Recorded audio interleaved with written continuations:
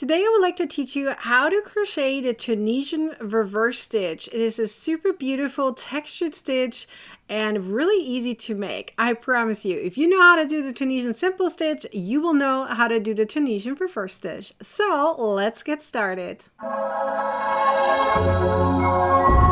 In order to crochet the Tunisian reverse stitch, you first need to have a foundation of the Tunisian simple stitch, one row of just that stitch. If you've never tried the stitch before, check out the link in the description as I have a video listed there to show you how to do the Tunisian simple stitch.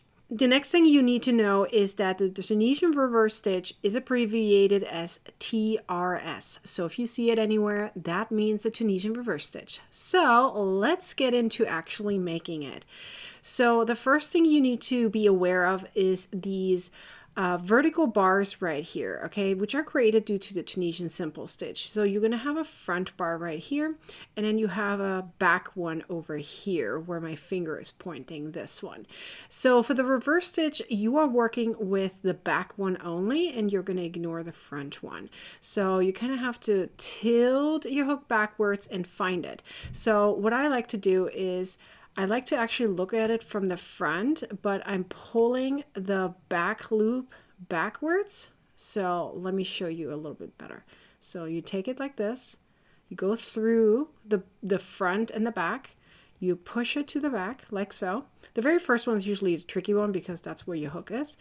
So, and then you yarn over and then you pull through, and that is your first stitch for the reverse stitch. So let's do that again. So I kind of put my hook in between here, push it between the front and the back one of the vertical bars like that, and that is the one we're working with. So we push that to the back and then yarn over and pull through. So you can also tilt your entire project back, but it's hard to see then which one is the stitch that you're working with. So you can do it like this if you like, if you can find it immediately. This is the stitch right here. Yarn over and pull through. So you can tilt it back if that's what you wish to do so. I have been a habit of keeping my project on the front side and just pushing that stitch to the back. So once you are here at the edge one is always the edge stitch. So you're going here through the two loops. You're not making a special stitch here in the back. So that's just a normal edge stitch like so. So you finished now your first row of reverse stitches, but that's only the forward path. So now you need to do the reverse path. So that is done exactly the way you do a normal reverse path. So you yarn over and pull through one, and then for the rest of them it's yarn over and pull through two, and you do that till the end. It's the exact same way as you would do it for the Tunisian simple stitch. And once you're done, you have one row of the Tunisian reverse stitch. And then you now just gonna keep on going and use the stitch with a lot of fun and beautiful texture.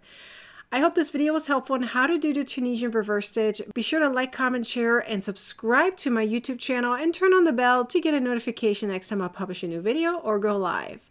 And remember, there is a written tutorial down below and a bunch of free crochet patterns. So check out the description for more information. I'll see you later. Bye!